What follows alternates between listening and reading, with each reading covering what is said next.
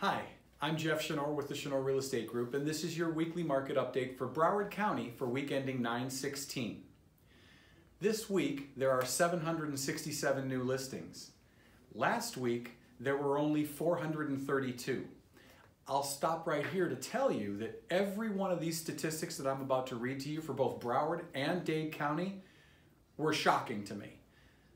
They were remarkable. Let me go back. Active listings last week, 432. New active listings this week, 767. Price reduced listings last week, 392. Price reduced listings this week, 605.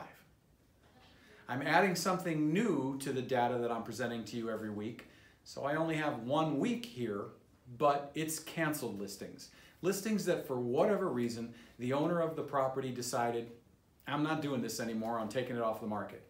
Canceled listings in Broward County last week, 147. Last week, there were 274 closed sales in Broward County. This week, 629. That's a big number, and it means something. Pending transactions, properties that went under contract. Last week, 176. This week, 421. Also of note, expired listings. This week, 80 properties expired in Broward County. Last week, only 41. Twice the number of expires. The average days on market for properties that went under contract in Broward County this week, 35. Last week, it was 31. So it hasn't changed very much. In Dade County, same striking numbers. Active properties this week, 849. Last week, only 384. What's this mean? It means that sellers are seeing the market shift that we're in, and it means they're trying to capitalize on what the market used to be. And so they're quickly deciding to put their houses on the market in the hopes that they can still get a huge number. Last week, there were only 283 properties with price reductions. This week, 566 properties price reduced in Dade County. What's that mean? It means that sellers who have been on the market for a couple weeks are starting to realize, oh my gosh, the ship has passed. I've got to drop my price. I can no longer just ask anything for my house. I've got to ask something realistic. 566 people reduced their price. In Dade County last week, 191 properties canceled. Closed sales in Dade County. A week ago, only 269 properties closed.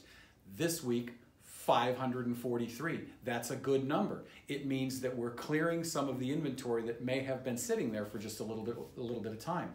And pending transactions shows the same thing.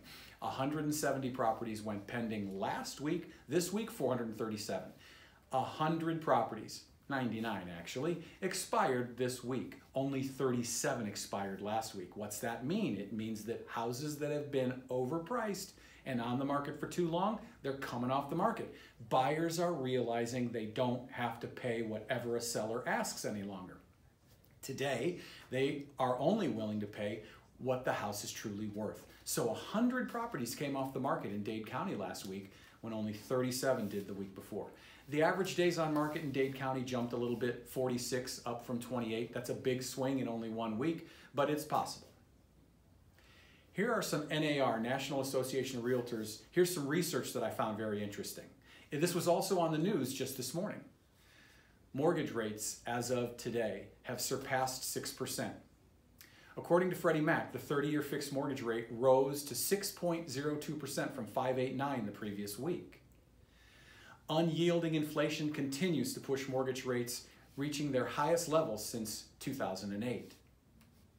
As a result, the monthly mortgage payment has increased about 60% compared to a year ago.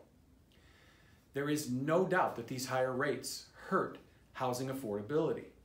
Nevertheless, apart from borrowing costs, rents additionally rose at the highest pace in nearly 4 decades.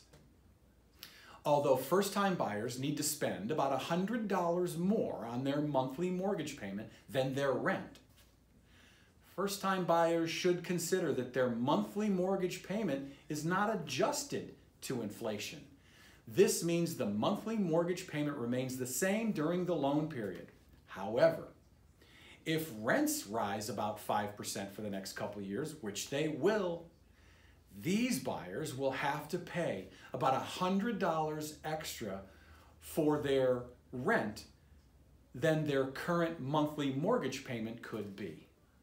I found that interesting, and I think it points out that even though interest rates are a little bit higher than they were a year ago, it's still a great time to buy a house.